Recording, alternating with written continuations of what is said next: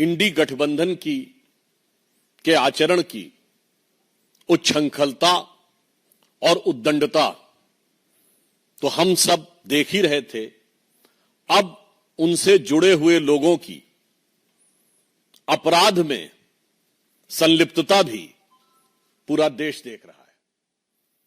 और यहां सिर्फ अपराध की संलिप्तता नहीं है, बल्कि अपराध करने की उनकी हिम्मत और हिमाकत और उसके बाद उसे संरक्षण देने की इंडी गठबंधन के दलों की सियासत, ये भी बड़े दुखी और भारी मन से देश देख रहा है। उत्तर प्रदेश में अयोध्या में हम सब ने देखा कि समाजवादी पार्टी के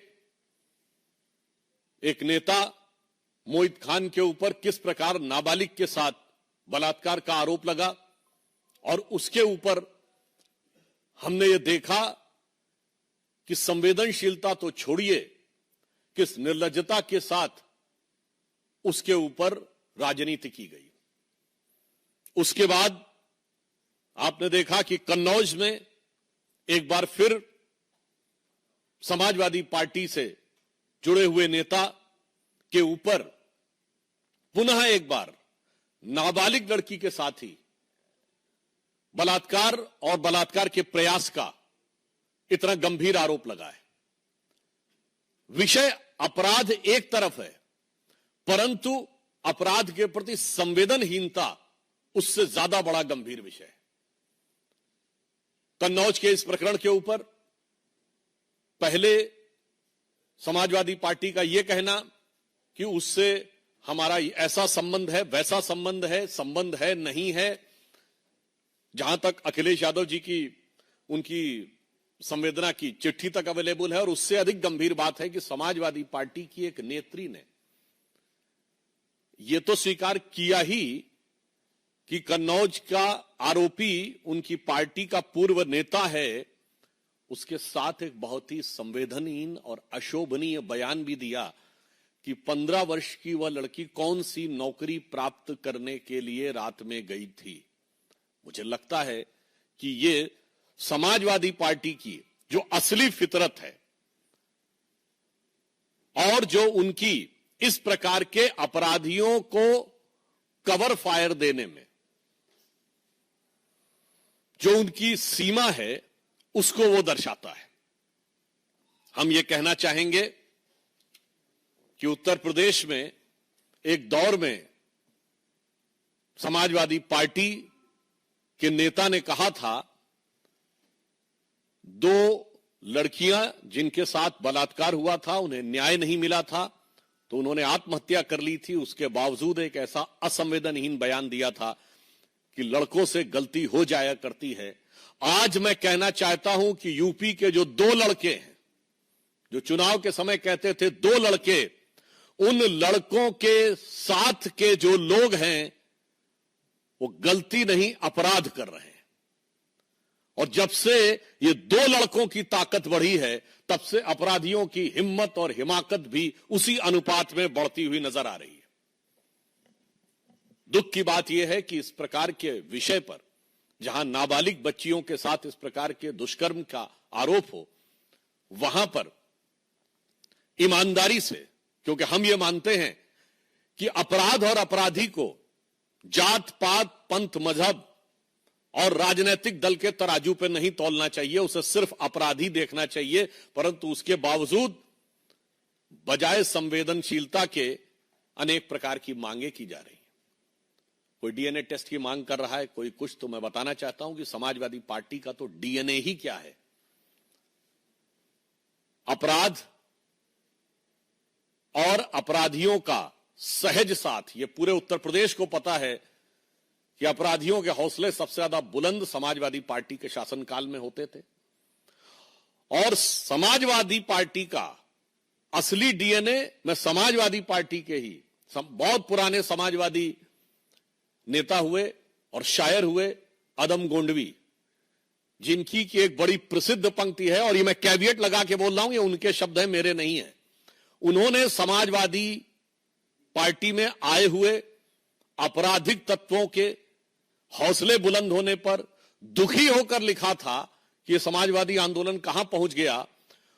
उन्होंने ये लिखा था कि काजू भुना है प्लेट में और विस्की गिलास में, उतरा है रामराज यूं विधायक निवास में।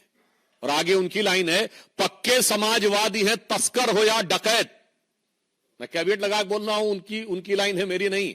पक्के समाजवादी हैं तस्कर हो या डकैत, कितना असर है खादी के उजले लिबास में। तो मुझे लगता है कि ये समाजवादी पार्टी के ही एक समाजवादी नेता के दिल का दर्द आज की समाजवादी पार्टी के असली डीएनए यानी राजनीतिक डीएनए को बताने के लिए पर्याप्त। दूसरी, उससे भी अधिक दुखद, जघन्य और दुर्दांत घटना जो कि पश्चिम बंगाल में हुई, और दुख की बात यह है कि वहां पर इससे भी अधिक विभत्स तरीके से अपराधियों को संरक्षण देने का जो प्रयास किया जा रहा है वो और भी अधिक दुख देने वाला है। जिस प्रकार से वहां प्रिंसिपल को हटाया गया और 24 घंटे के अंदर दूसरे कॉलेज में नियुक्त कर दिया गया, इससे पश्चिम बंगाल की सरकार की उन अपराधियों के प्रति किस प्रकार की संरक्षण की भावना है वो बेनकाब हो जाती है और पश्चिम बंगाल सरकार के द्वारा हो रहे किसी भी जांच के ऊपर बहुत गहरे शक की दीवार खड़ी कर देती है। आज मैं पूछना चाहता हूं कि पश्चिम बंगाल की मुख्यमंत्री जी की इतनी ममता उस प्रिंसिपल के प्रति क्यों है।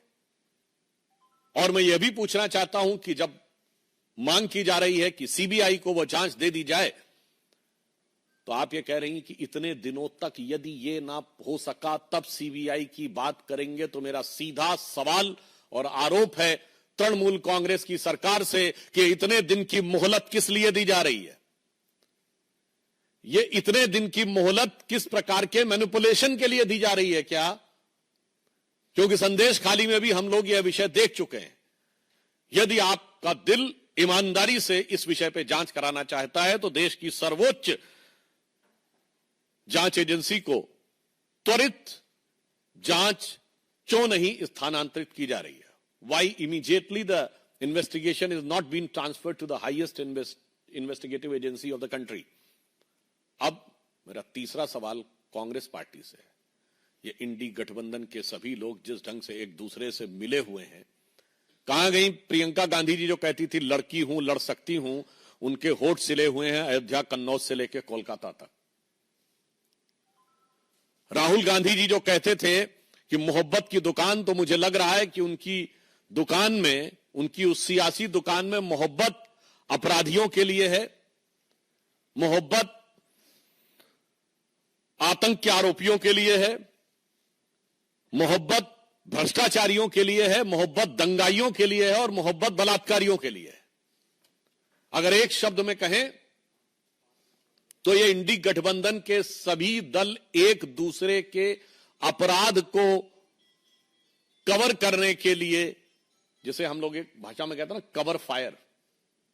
सो these parties are providing a crime cover to mutual criminal elements, यानी एक दूसरे के आपराधिक तत्वों को एक प्रकार का पॉलिटिकल क्राइम कवर देने का प्रयास कर रहे हैं। हम पुनः यह कहना चाहेंगे कि आप विपक्ष में हो या सत्ता में हो, हम विपक्ष में रहें या सत्ता में रहें, इस प्रकार के विषयों के ऊपर संवेदनशीलता से बात होनी चाहिए, राजनीति के हिसाब से नहीं। और इस तरह के विषय के ऊपर दलगत भावना से ऊपर उठकर विचार किया जाना चाहिए और अपराधियों को किसी भी प्रकार का संरक्षण,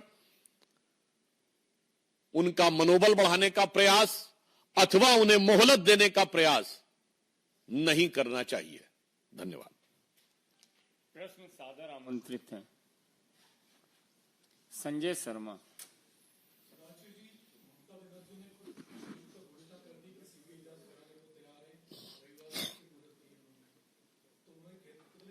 यही तो हमारा सवाल है, ये इतने दिन की मोहलत किस लिए दी जा रही है? जिस ढंग का आचरण रहा है कि आपने प्रिंसिपल को वहां से हटाया और इमीडिएटली दूसरी जगह बनाया, तो उससे तो शक होता है कि यह मोहलत किसी मैनिपुलेशन को ध्यान में रखकर तो नहीं दी जा रही है। और कोई प्रश्न? ठाकुर रविंद्र सिंह, रुक जाइए भाई साहब। ठाकुर रविंद्र सिंह, जी न्यूज। ये विषय के ऊपर पहले पूछ लें। रविकांत राय, टाइम्स नव भारत।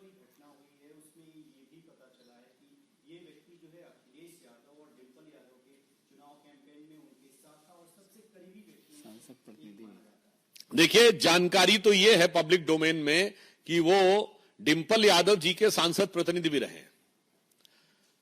उनके परिवार में संभवतः किसी शोक के अवसर के ऊपर अखिलेश यादव जी का बाकायदा संवेदना का लिखित पत्र भी है। तो मानी हुई बात है उनकी पार्टी से संबंधित रहे होंगे, तभी कोई पत्र लिखे, या फिर समाज का कोई बहुत प्रतिष्ठित व्यक्ति हो।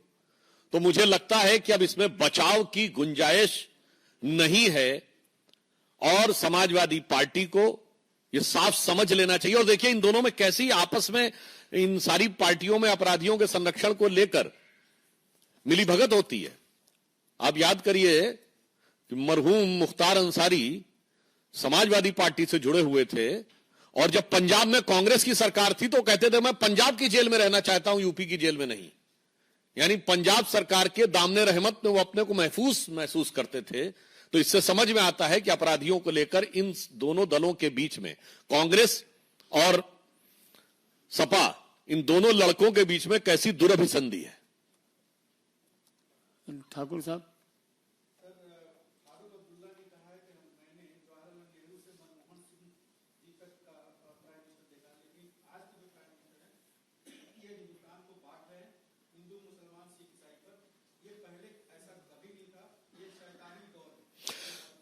मुझे लगता है कि फारूक साहब इस समय भारत के सबसे सीनियर नेताओं में से एक हैं। वो अगर अपने मुंह से बोलें कि मैंने नेहरू जी से लेकर मनमोहन सिंह तक का समय देखा है, तो नेहरू जी की अध्यक्षता में तो भारत के विभाजन का प्रस्ताव पारित हुआ था।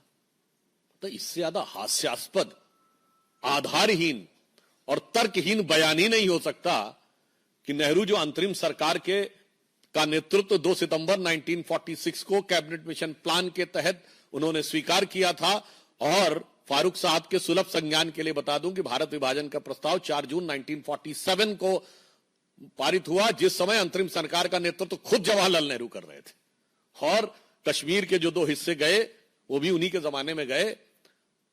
फैक्ट यह है कि आज का दौर इस देश के प्रति दुर्भावना रखने वाले जो शैतानी ताकतें हैं, उनके लिए खौफ का दौर है।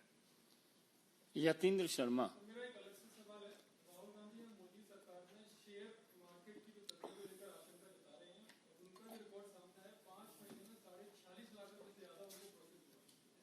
मोहब्बत की दुकान में 16 साल है। देखिए, मोहब्बत की दुकान में मुनाफा भी हो रहा है और उसके बाद भी कोहराम में मचाया जा रहा है।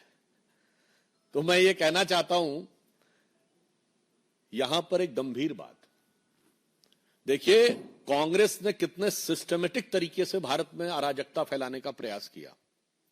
सबसे पहले उन्होंने आरोप किस पे लगाया था? एलआईसी पे। भारत के आम आदमी का सबसे ज्यादा पैसा इंश्योरेंस में किसमें लगाया? एलआईसी। तो उन्होंने कहा एलआईसी बर्बाद हो गई। फैक्ट क्या है? एलआईसी ने पिछले तिमाही में 17,000 करोड़ का प्रॉफिट दर्ज किया, जो एलआईसी का ऑल टाइम है। दूसरा उन्होंने किस पे आरोप लगाया? State bank of India.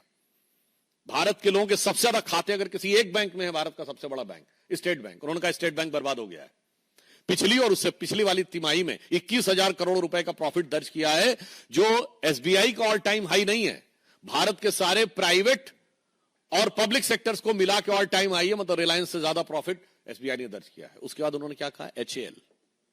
HAL क्या है? भारत का सबसे बड़ा डिफेंस का पीएसयू है और मोदी जी की सरकार में आने के बाद भारत की रक्षा क्षेत्र में आत्मनिर्भरता में सबसे आगे एचएएल है। उन्होंने कहा एचएएल बर्बाद हो गया है। ये सिर्फ 1.5 साल पहले की बातें हैं।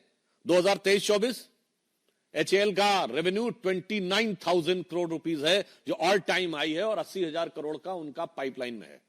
उसके बाद अब सेबी के ऊपर अटैक।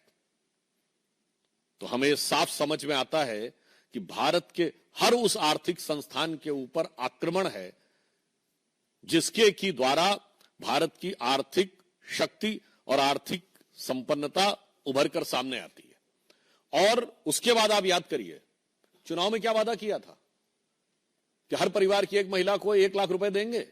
कितने परिवार हैं? 140 करोड़ की जनसंख्या, 4.5% पर फैमिली है, 4.5 से डिवाइड करिए, 31 करोड़ के आसपास आएगा। और अभी बजट आया, हमारा रेवेन्यू रिसीप्ट कितना है? 26,80,000 करोड़, यानी 27 लाख करोड़ से कम भारत सरकार की आमदनी है। और कहते थे 31 करोड़ परिवारों में लगभग सभी को 1-1 लाख दे देंगे, यानी 31 लाख करोड़ रुपया बांट देंगे। और बहुत से गरीब और कम शिक्षित लोगों को वो भरवाने में सफल हो गए। ये साफ बात देख लीजिए कि ये आर्थिक अराजकता फैलाने का लक्ष्य है कि नहीं। और साथ में कौन? मैं कांग्रेस से पुनः ये बात जो कह चुका हूं रिपीट करना चाहता हूं, हमेशा विदेशी कंपनियों के साथ आप क्यों खड़े रहते हैं? आज से 40 साल पहले यूनियन कार्बाइड के साथ 84 में कांग्रेस खड़ी थी, बोफोर्स के साथ 87 में कांग्रेस खड़ी थी, हॉविट्जर के साथ कांग्रेस खड़ी थी, अगस्ता वेस्टलैंड के साथ कांग्रेस खड़ी थी, हिंडनबर्ग के साथ कांग्रेस खड़ी है, बीबीसी के साथ कांग्रेस खड़ी थी। जॉर्ज सोरस का सुर और कांग्रेस का सुर बिल्कुल एक है। वो भी कहता है मोदी को हटाना है हर कीमत पे, और इनका भी कहना है मोदी को हटाना है। और जितने भी आरोपी विदेश में भ्रष्टाचार के आते हैं वो कांग्रेस के ही प्रथम परिवार से कनेक्टेड क्यों आ जाते हैं? चाहे वो वॉरेन एंडरसन हो, टोबियो कॉट्रोची हो, ग्वाइडो हेस्को हो, क्रिश्चियन मिशेल हो। तो मैं कहना चाहता हूं ये विदेशी कंपनियों से कौन सा याराना है कि भारत के हर आर्थिक संस्थान के ऊपर कांग्रेस का निशाना है।